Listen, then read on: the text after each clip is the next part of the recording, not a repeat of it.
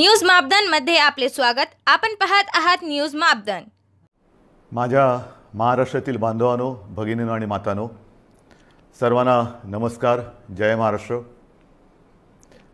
घाबरून जाऊ नका, कारण अनेकांचे फोन मला आले की आज संध्याकाळी आपण फेसबुक लाईव्ह करताय, तर आज मध्यरात्रीपासून लॉकडाऊन करतायत का? प्रथम मी काय बोलतो आहे ते जरा नीट समजून घ्या। मी आपल्याला घाबरवण्यासाठी आलेलो नाही आहे, तर आजची एकूण परिस्थिती काय आहे आणि या परिस्थितीतून आपल्याला सर्वांना मार्ग कसा काढायचा आहे, मार्ग काढण्यासाठी म्हणून मी आज आपल्याशी संवाद साधतोय। सर्वांना या गोष्टीची कल्पना आहे की आता जवळपास 1 वर्ष झालं आपण एका विचित्र विषाणूबरोबर लढतो आहोत आणि याही गोष्टीची आठवण आपल्याला असेल की हेच ते दिवस होते मार्च महिन्यामध्ये पहिला प्रथम कोविडने आपल्या महाराष्ट्रामध्ये शिरकाव केला आणि हा म्हणता एखाद्या मायावी राक्षसासारखा त्यांनी महाराष्ट्रच नव्हे तर देश व्यापून टाकला। मधल्या काळामध्ये आपण सर्वजण मिळून या व्हायरसला रोखण्यामध्ये नक्कीच यशस्वी झालो होतो, नक्कीच झालो होतो, त्याच्याबद्दल काही वादच नाही आहे। पण हे युद्ध आपण सगळ्यांनी मिळून एकत्र हातात हात घालून लढलो म्हणून ती परिस्थिती निर्माण झाली होती।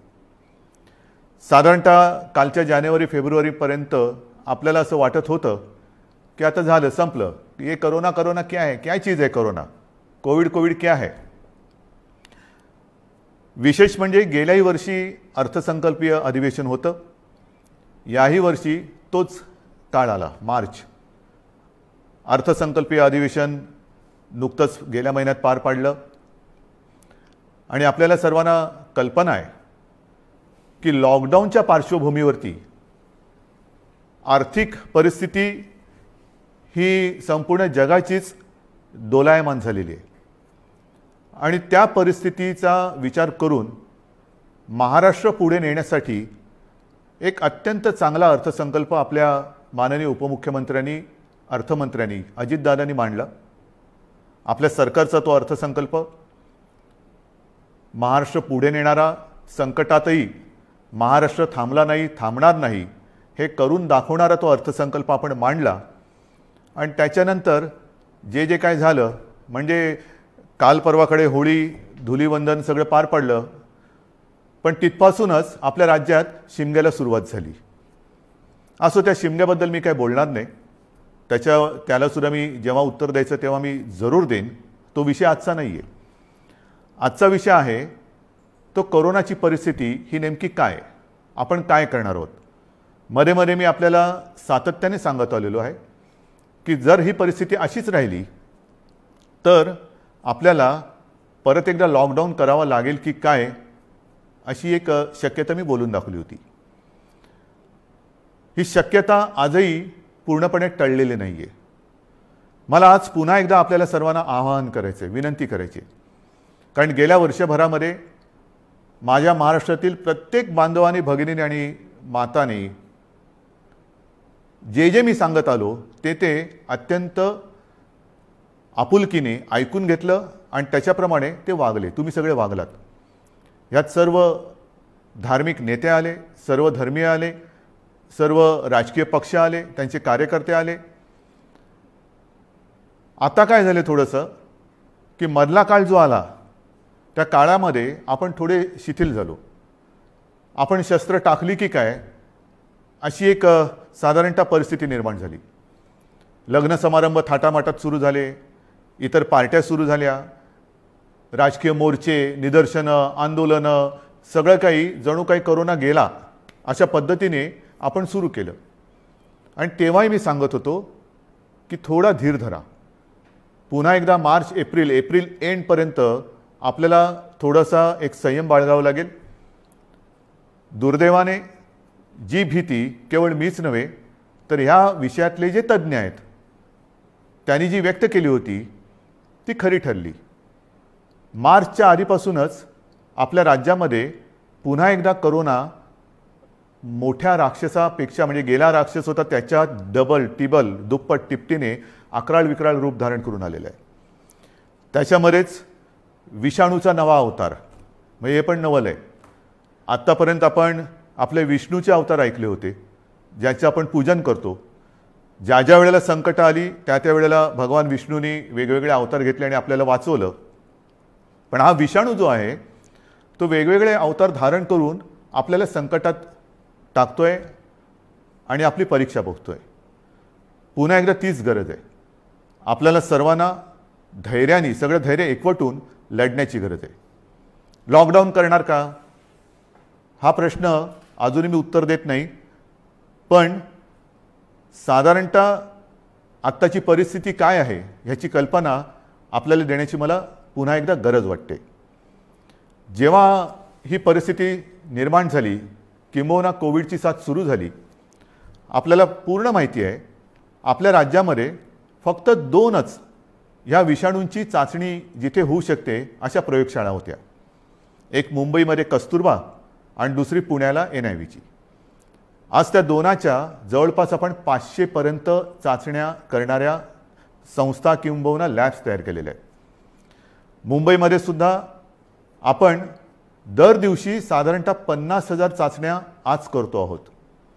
गेल्या काही दिवसात म्हणजे मला जी माहिती सगळी माझ्याकडे आलेली आहे त्याच्यात महाराष्ट्रामध्ये जी आपली क्षमता होती 75,000 चाचण्या दर दिवशी करण्याची ती आपण वाढवून जवळपास 1,82,000पर्यंत नेलेली आहे. 1,82,000 75,000 ते 1,82,000 इथपर्यंत आज आपण रोजच्या चाचण्या करतो. येत्या काही दिवसात ही संख्या आपल्याला 2.5 लाखावर न्यायची आहे. 2.5 लाख चाचण्या दर दिवशी महाराष्ट्रामध्ये लवकरात लवकर आपण करणार आहोत. आणि याही चाचण्या ते रॅपिड अँटीजेननी नाही तर त्याचं जे प्रमाण आहे केंद्राची जी काय मार्गदर्शक तत्त्व आहेत की साधारणतः 70% चाचण्या ह्या RT-PCR ह्या पद्धतीने झाल्या पाहिजेत. आता माझ्यापेक्षा सर्वांनाच माहिती झालेलं नेमकं RT-PCR म्हणजे काय, रॅट म्हणजे रॅपिड अँटीजेन टेस्ट म्हणजे काय. RT-PCRमध्ये अचूकताही अधिक असते, अधिक चांगली असते. म्हणून आपलाही आणि केंद्राचाही आग्रह तोच आहे की जेवढ्या चाचण्या आपण करतो त्याच्यात किमान 70% चाचण्या ह्या RT-PCR असायलाच पाहिजेत. आणि त्याच पद्धतीने आपला महाराष्ट्र जेव्हा 75,000च्या आसपास चाचण्या करत होता त्याही वेळा तेव्हा त्याच टक्क्यात RT-PCR करत होता. आज जवळपास 1,82,000 करतोय त्याच्यातही 70% RT-PCR आहेत. उद्या 2.5 लाख झाल्यानंतर 3 लाख झाल्यानंतर सुद्धा आपण ह्या चाचण्या RT-PCRच अधिक ठेवणार आहोत. म्हणजेच काय की आपण कुठेही दर्जाची तडजोड करत नाही आहोत, अजिबात करत नाही आहोत आणि करणार नाही. एक तर पहिली गोष्ट अशी आहे की काहीही आपण लपवत नाही आणि लपवणार नाही. एक सुद्धा रुग्ण आपण लपवलेला नाही आणि लपवत नाही आहे. आणि म्हणून जी महाराष्ट्रातली जी परिस्थिती आहे ती सगळ्यांना जरी धक्कादायक वाटत असली तरी आपण सत्य काय आहे हे लोकांसमोर अगदी जसंच्या तसं ठेवतो आहोत. मग काही जण मला म्हणतात की इतर राज्यांमध्ये बघा बिहारमध्ये निवडणुका झाल्या, बंगालमध्ये चालू आहेत, आणखीन इकडे झालं, आणखीन तिकडे झालं, मग तिकडे वाढ नाही तुमच्याकडे का. मला त्याच्याबद्दल बोलायचं नाही आहे, अजिबात बोलायचं नाही आहे. मला माझा महाराष्ट्र प्यारा आहे, मला माझी जनता ही प्यारी आहे. त्यांची जबाबदारी ही आज माझ्यावरती असल्यामुळे ती जबाबदारी मी आधीच बोललेलो आहे की मला कोणी विलन ठरवला तरी देखील मी ती पार पाडणारच, ते माझं कर्तव्य आहे. म्हणून तुम्ही घाबरून जाण्यासारखं काही नाही आहे. पण जशी ही टेस्टची संख्या मी तुम्हाला सांगितली त्याचप्रमाणे आपल्याकडे कोविड येण्याच्या आधी जेवढे काही बेड संपूर्ण महाराष्ट्रामध्ये होते त्याची संख्या काही हजारामध्ये होती, म्हणजे 10,000 सुद्धा नसेल कदाचित. कारण आधी आपण कधी कल्पनाच केली नव्हती की असं काहीतरी आकस्मिक संकट येईल आणि आपली त्रेधा तिरपीट उडेल. गेला मार्च महिन्यात तुम्हाला आठवतोय बेड्स मिळत नव्हते, हॉस्पिटल्स मिळत नव्हते, उपचार मिळत नव्हते.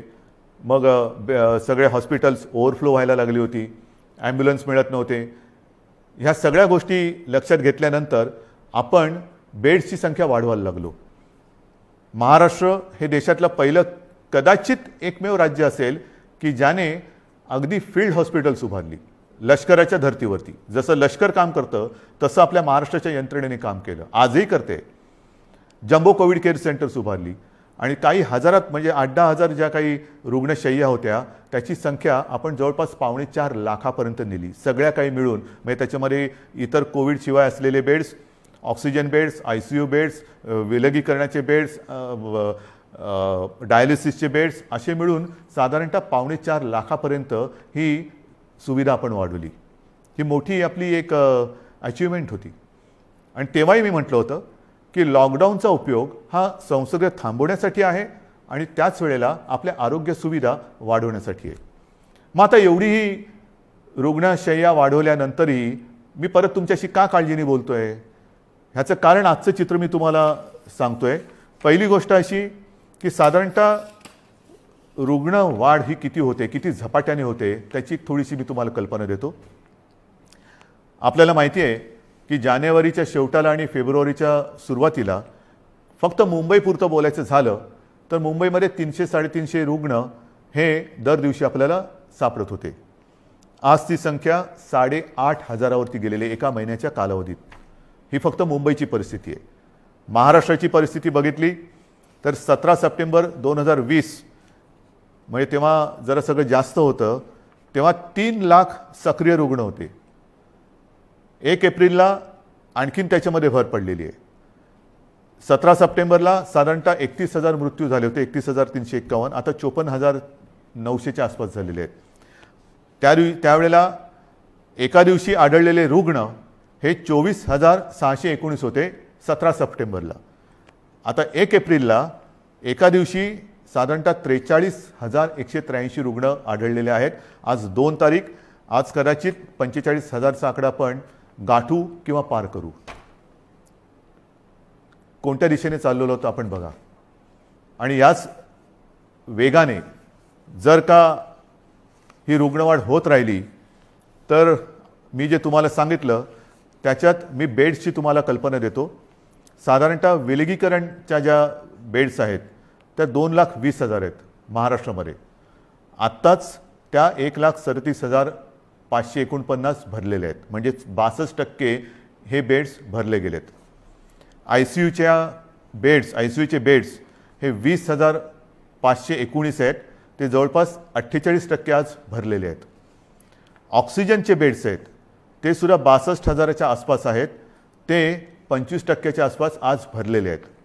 व्हेंटिलेटर्स 9,347 ते पण 25% जवळपास आज वापरात आहेत.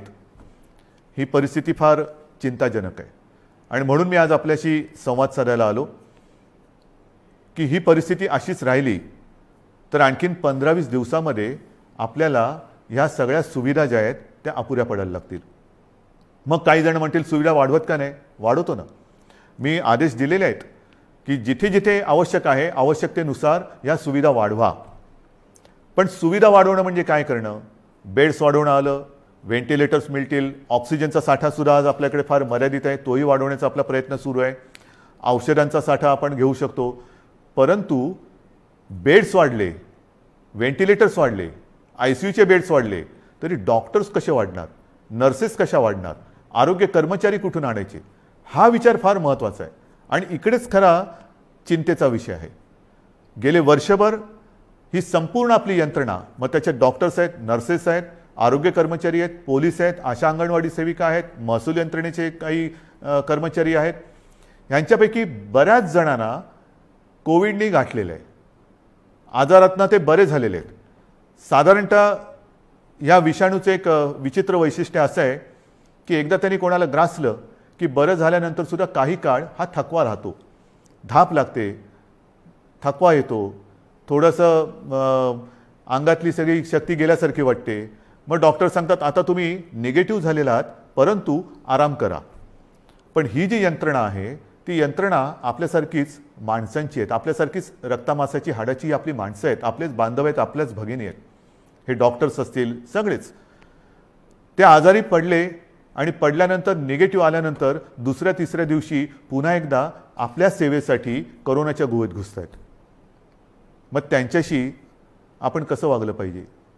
आजसुद्धा आपण जी काय आपली यंत्रणा राबते आपल्यासाठी, टेस्टिंग आहे, टेस्टिंग वाढवतोय, पण टेस्टिंग करण्यासाठी घराघरात जाऊन आपल्याच भगिनी आहेत, आपलेच बांधव आहेत. 2-2, 4-4, 5-5 माळ्याच्या इमारती असतील, लिफ्ट नसेल तरी सुद्धा ते चढ उतार करतात रोज न थकता.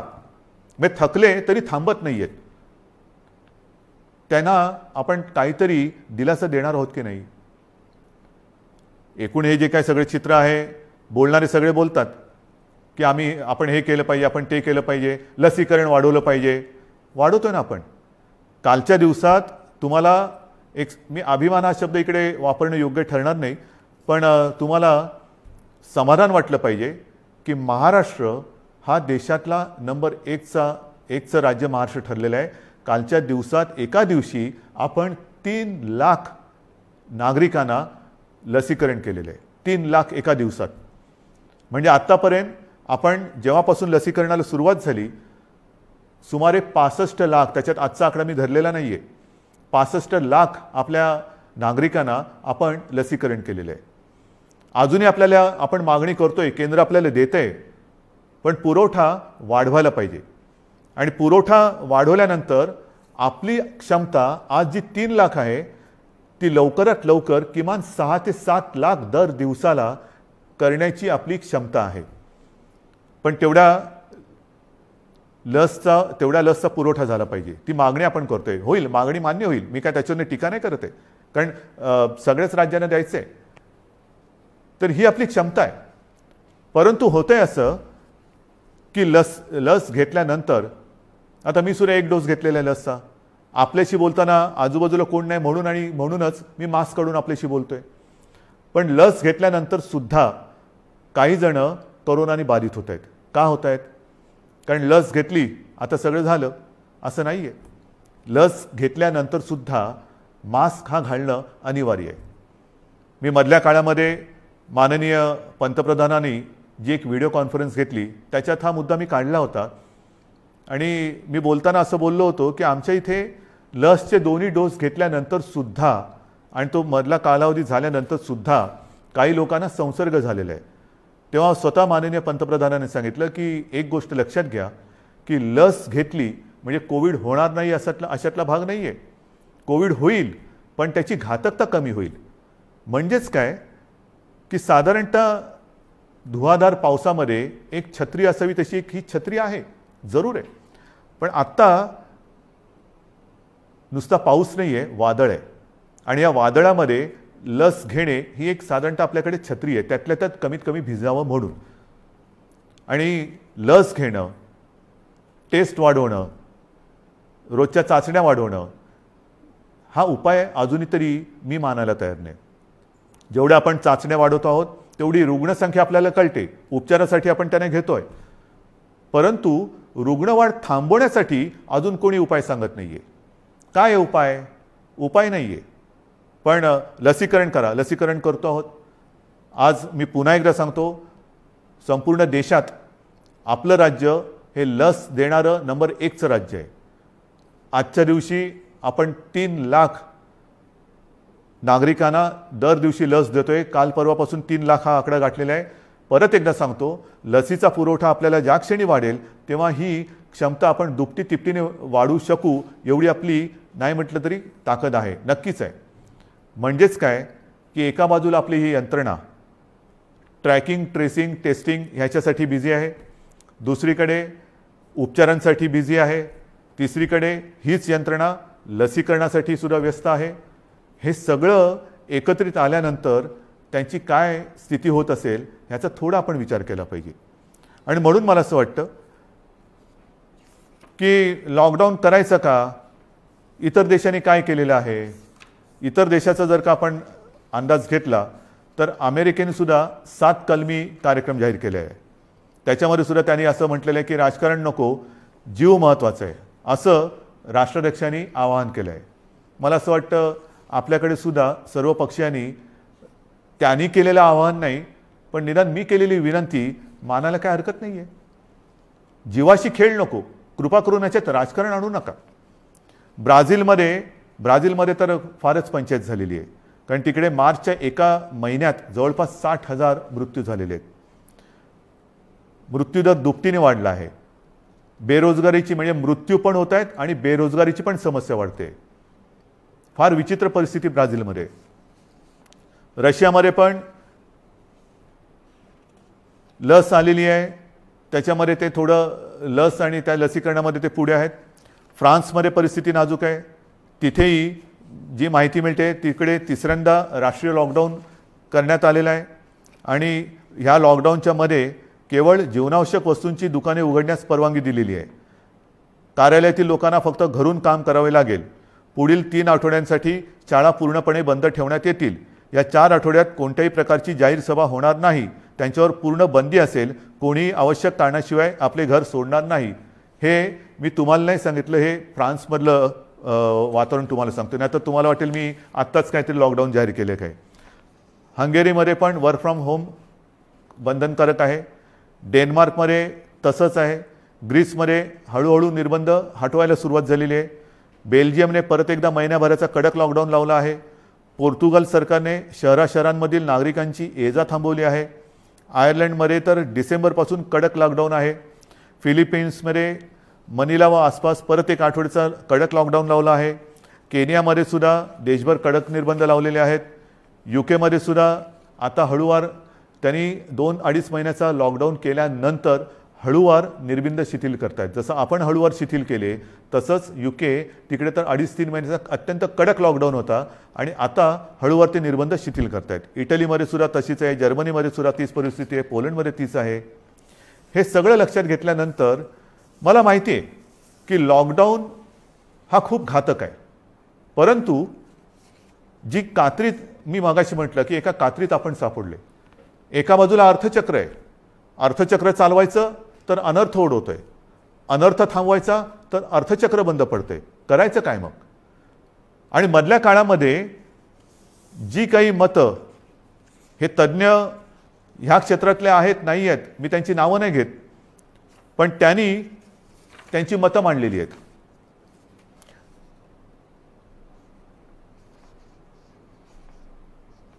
सर्वसामान्यांना त्रास होईल अशी लॉकडाऊनची भूमिका, मी पक्षाचं नाव घेत नाही कारण मला राजकारण आणायचं नाही, आम्ही खपवून घेणार नाही.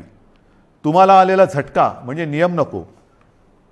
महाराष्ट्रामध्ये कोरोनाचं नाटक पुन्हा सुरू झालेलं आहे. कोरोनाच्या संसर्गाला लॉकडाऊन हा पर्याय नाही. आम्ही लॉकडाऊनला जोरदार विरोध करू, रस्त्यावरती उतरू. हिटलरसारखं वागू नका. सर्वसामान्य जनतेला लॉकडाऊन परवडणारा नाही. जनता आधीच लॉकडाऊनला कंटाळली आहे, त्यामुळे राज्यात लॉकडाऊन लावणे हा पर्याय नव्हे. लॉकडाऊन हा अंतिम पर्याय होऊ शकत नाही. लॉकडाऊन लावायचं असेल तर आधी रोजगाराचे पैसे 5,000 रुपये का काय ते थेट खात्यात जमा करा. एका उद्योगपतीने सांगितले की लॉकडाऊन लावण्याच्या ऐवजी आरोग्य सुविधा वाढवा. आता आरोग्य सुविधा मी तुम्हाला सांगितली काय परिस्थिती आहे. गेल्या वर्षभरात आपण एवढी आरोग्य सुविधा वाढवली, अजूनही वाढवतो आहे. पण मुद्दा असा येतो की हे जे काही आपल्याला सल्ले देत आहेत त्यांना मी सांगू इच्छितो हात जोडून, उद्योगपतींना सांगतो, म्हणजे त्या ज्यांनी सांगले सगळ्या उद्योगपतींबद्दल नाही, की आरोग्य व्यवस्था वाढवतो मी, बेड्स वाढवतो, सगळं वाढवतो, पण कृपा करून रोज मला किमान 50 डॉक्टर्स, नर्सेस, आरोग्य कर्मचारी यांचा महाराष्ट्रभर पुरवठा होईल अशी काहीतरी सोय करा. कारण नुसतं फर्निचरचं दुकान म्हणजे आरोग्य सुविधा नाही आहेत. त्याच्यामध्ये व्हेंटिलेटर आल्यानंतर व्हेंटिलेटर वापरणारे सुद्धा तज्ज्ञ लागतात. ऑक्सिजन किती द्यायचा, किती प्रमाणात द्यायचा याच्यासाठी सुद्धा त्या विषयातला तज्ज्ञ लागतो. अगदी रेमडेसिवीर द्यायचं झालं तर ते कसं दिलं पाहिजे ते समजणारा डॉक्टर लागतो. ही तज्ज्ञ लोक आणि डॉक्टर्स ही कुठून आणायची? आणि ही परिस्थिती जर का बघितली तर मला तुमच्याकडनं हीच अपेक्षा आहे. जे सांगतायत की लॉकडाऊन केला तर आम्ही रस्त्यावरती उतरू, माझं म्हणणे जरूर उतरा, उतरलंच पाहिजे. पण ते लॉकडाऊनच्या विरोधात नाही, तर लॉकडाऊन होऊ नये म्हणून कोरोनाच्या विरुद्ध तुम्ही उतरा. या डॉक्टर्सना मदत करायला तुम्ही रस्त्यावरती उतरा. ज्या कुटुंबांमध्ये करते करविते ज्यांचा मृत्यू झालेला आहे त्या कुटुंबियांची जबाबदारी घेण्यासाठी रस्त्यावरती उतरा. ज्या कुटुंबांमध्ये सगळेच्या सगळे कोरोना बाधित झालेले आहेत त्यांची सेवा करण्यासाठी रस्त्यावरती उतरा. टेस्ट जे आपल्या या यंत्रणे जी करते आहे ट्रॅकिंग ट्रेसिंग त्यांना मदत करायला म्हणून रस्त्यावरती उतरा. नुसतं बोलायला ठीक आहे, अमुक केलं तर आम्ही रस्त्यावरती उतरू, माझं म्हणणं तर उतराच, रस्त्यावरती उतरा. कारण आता आपल्याला ही लढाई तशीच लढावी लागणार आहे. हातात हात घालून ही लढाई लढावी लागणार आहे. अनेक ठिकाणी मी बघतोय सभा समारंभांना तुडुंब गर्दी होते, बाजारपेठा फुलून गेलेल्या आहेत. थोडंसं धीर धरा. अनेक जणांना असं वाटतंय, मास्क का लावतोय तू? अरे मास्क न लावण्यामध्ये शौर्य काय? काय शौर्य? मी मास्क वगैरे वापरत नाही, मी मास्क वापरणार नाही, काय शूरेस? मास्क न वापरणं ह्याच्यात शूरता नाही, आणि मास्क लावणं त्याला लावायला लाजायची गरज नाही आहे. परत एकदा सांगतो की वॅक्सिन घेतल्यानंतर सुद्धा मास्क हा लावायलाच पाहिजे, अंतर ठेवलंच पाहिजे, हात धुत राहिलंच पाहिजे. आणि म्हणून काही कडक निर्बंध येत्या काही दिवसात आपल्याला लावावे लागतील. ते उद्या परवाकडे मी जाहीर करेन. विशेषतः शहरांमध्ये मी परत एकदा सांगतो, जिथे जिथे अनावश्यक गर्दी होते ही गर्दी आपल्याला टाळावीच लागेल. जी खाजगी कार्यालय आहेत त्या कार्यालयांना सुद्धा आपण प्रत्येकाला सूचना दिलेल्या आहेत. सूचनावलीच म्हणा ना, की लग्न समारंभात किती लोक पाहिजेत, ऑफिसमध्ये किती उपस्थिती पाहिजे, बसमधनं किती लोक गेले पाहिजे. आता ट्रेनमध्ये मुंबईमध्ये मी सांगेन की मी सांगितलं होतं की पीक अवर नॉन पीक अवर आता सगळं तुडुंब भरून चाललेलं आहे, रेस्टॉरंट्स भरून चाललेली आहेत. आता हे जर आपण थांबवलं नाही आणि परिस्थिती अशीच हाताबाहेर गेली, आणि जसा ब्राझीलमध्ये दुर्दैवाने आता अशी परिस्थिती झालेली की लॉकडाऊन नाही आहे पण शुकशुकाट झालेलं आहे. म्हणजे रस्त्यावर फिरत असतील लोक, पण रोजगार गेले आणि जीवही गेले. मग काय राहिलं? जीव वाचवायचा की रोजगार वाचवायचा? रोजगार आपल्याकडे आहेत, रोजगार परत मिळतील, पण गेलेला जीव परत आणता येणार नाही.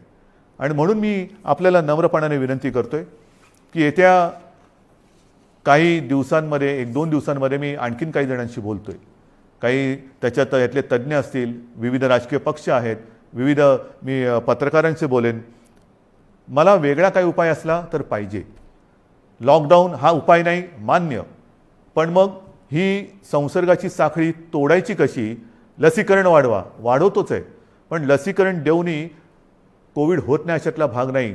लसीकरण घेतल्यानंतर, लस घेतल्यानंतर सुद्धा कदाचित लस घेतलेल्याला कोविडचा त्रास कमी होईल, पण तो दुसऱ्याला संसर्गित करू शकतो, हेही आता सिद्ध झालेलं आहे. मग करायचं काय? दुसरा उपाय असेल जरूर सांगा, पण त्याहीपेक्षा माझा विश्वास आपल्यावरती आहे. कारण तुम्हीच या युद्धातले खरे सैनिक आहात. हे युद्ध आपल्या सगळ्यांचं आहे, हे एकट्या दुकट्याचं युद्ध नाही आहे. ज्या गोष्टी मी तुम्हाला सांगितल्या आपण नाही पाळू शकत. कारण नसताना घराबाहेर पडू नका, नाही घरात थांबू शकत. अनावश्यक ठिकाणी गर्दी करू नका, गर्दी टाळू नाही शकत. गरज नसेल तर इकडे तिकडे फिरू नका, हे फिरणं टाळू नाही शकत. सार्वजनिक ठिकाणी फिरताना घराबाहेर पडल्यानंतर मास्क लावलाच पाहिजे, मास्क घालू नाही शकत. एकमेकात थोडं अंतर ठेवा, अंतर ठेवू नाही शकत. म्हणजे लॉकडाऊन आपण टाळू शकतोय, पण टाळणं ही जिद्द, ज्या जिद्दीने तुम्ही पहिल्या लढलात त्या जिद्दीने पुन्हा जर का उतरलात तर आपल्याला, मी अजूनही म्हणतो आता थोडा काळ राहिलेला आहे. कारण परिस्थिती तुम्हाला मी सांगितले, अशीच रुग्णवाढ होत राहिली तर 15-20 दिवसात हॉस्पिटल्स तुडुंब भरून जातील. काही काही जिल्ह्यामध्ये आत्ताच ही परिस्थिती आलेली आहे. ऑक्सिजनसुद्धा कमी पडू शकतोय, व्हेंटिलेटरसुद्धा कमी पडू शकतात. ही परिस्थिती आजही आपण स्वयंशिस्तीने टाळू शकतो. संसर्गाची लाट, कोरोनाला आपण रोखू शकतो. रोखण्याची जिद्द ही तुमच्यात आहे की नाही, हा फार महत्त्वाचा प्रश्न आहे. सरकार लॉकडाऊन करणार की नाही यापेक्षा प्रत्येकाने ठरवलं पाहिजे की मी कोरोनाला हरवणार की नाही, मी कोरोनाला रोखणार की नाही. हे जर का तुम्ही प्रत्येकाने ठरवलं, होय मी रोखणारच. कारण आपण गेले वर्षभर माझे कुटुंब माझी जबाबदारी असेल, आता पुन्हा मी प्रत्येकाला सांगितले की मी जबाबदार, माझा मास्क माझी सुरक्षा. ह्या सगळ्या ज्या काही गोष्टी आहेत, नवीन ह्याच्यात काहीही नाही. जे पहिल्या दिवशी होतं ते आजही आहे. फक्त थोडंसं काय झालं की सुरुवातीला जी एक कोरोनाची दहशत होती ती दहशत गेली, आपण गाफील झालो आणि कोरोनाने बरोबर आपल्याला गाठलं. अजूनही कोरोनाने आपल्यावरती मात केलेली नाही, मी त्याला करू देणार नाही, अजिबात नाही. मात आपणच त्याच्यावरती करायची आहे. पण ही मात करताना जर आपण घट्ट उभे राहिलो, सगळ्या जणांनी, संपूर्ण सगळ्या राजकीय पक्षाने मी पुन्हा एकदा हात जोडून विनंती करतो आहे की कृपा करा, जनतेच्या जीवाशी खेळ होईल असं राजकारण करू नका. जे सरकार पावलं उचलतं आहे ते जनतेच्या हितासाठी उचलते. अर्थचक्रही फिरवायचं आहे, गरिबाची रोजीरोटी वाचवायची आहे, पण त्याचबरोबरीने सगळ्यात आधी आपल्याला त्यांची जीव वाचवायची आहे. म्हणून जीवाला पहिलं महत्त्व द्यायचं आहे आणि त्याच्यानंतर मग बाकीच्या ज्या काही गोष्टी आहेत त्या आपल्या हातातल्या आहेत त्या आपण करू शकतो. म्हणून आजसुद्धा मी पूर्ण लॉकडाऊनचा इशारा देतो आहे. लॉकडाऊन जाहीर करत नाही आहे, पण 1-2 दिवसामध्ये जर का दृश्य स्वरूपामध्ये ह्या गोष्टी आढळल्या नाहीत आणि दुसरा उपाय जर मी आता पुढच्या 1-2 दिवसांत ज्यांच्याबरोबर बैठका घेतोय त्यांच्याकडनं आला नाही तर मग मात्र आहे ती परिस्थिती अशीच्या अशी स्वीकारा, जे मला नाही जमणार. माझ्या डोळ्या देखत हे मी बघणार नाही आणि आपणही नाही बघायचं आहे. तर ती परिस्थिती रोखायला जगामध्ये जे करतायत, पहिला लॉकडाऊन दुसरा लॉकडाऊन, कारण लाटे मागून लाटा येतात. पहिली लाट आली, दुसरी लाट आली, तिसरी लाट आली. काय होतं आहे, एक लाट येऊन गेली, लॉकडाऊन होतो, सगळं शिथिल होतं, शिथिल झालं की दुसरी लाट येते. म्हणून आत्तापासून आपण ठरवलं पाहिजे की ही लाट तर मी रोखेनच आणि पुढची लाट तर मी येऊच देणार नाही. मला असं वाटतं, माझा आपल्यावरती विश्वास आहे, आपलाही माझ्यावरती विश्वास आहे. मध्ये काही जण भेटले होते आणि मला म्हणाले की अहो तुम्ही टी व्हीवर आले का लोक घाबरतात. म्हटलं मला नाही वाटत असं, कारण मी तुमच्या कुटुंबातला एक आहे, तुम्ही मला कुटुंबीय मानलेलं आहात आणि माझे कुटुंब, माझी जबाबदारी म्हणजे माझे कुटुंब तुम्ही आहात आणि तुमची जबाबदारी ही मी घेतल्यानंतर मला टीकेची पर्वा नाही. जे जे तुमच्या हिताचं असेल ते मी करणार आणि करेन. पुन्हा एकच सांगतो की सरकार यंत्रणेच्या बाबतीत कुठेही कमी पडलेलं नाही, पडू देणार नाही. सरकार खंबीर आहे, सरकार ठाम आहे. आरोग्य सुविधा कुठेही कणभर सुद्धा मी कमी पडू देणार नाही. मात्र ही एका हाताने टाळी वाजणार नाही. 2 हात जेव्हा एका हातात हात घालून आपण काम करू तर आणि तरच यश मिळेल. आणि मला आपल्या सहकार्याची अपेक्षा आहे, सर्व राजकीय पक्षांकडनं अपेक्षा आहे, सर्व धर्मियांकडनं अपेक्षा आहे. पुन्हा एकदा आपल्या उत्सवांवरती, सणांवरती बंधनं आणावी लागतील. जसं गेल्या वर्षी आपण सहकार्य केलं तसंच पुन्हा एकदा हे सहकार्य कराल अशी आशा नाही, असा विश्वास व्यक्त करतो. आणि ही लढाई पुन्हा एकदा लढण्यासाठी आणि जिंकण्यासाठी सिद्ध व्हा, एवढ्याच शुभेच्छा देतो. जय हिंद, जय महाराष्ट्र.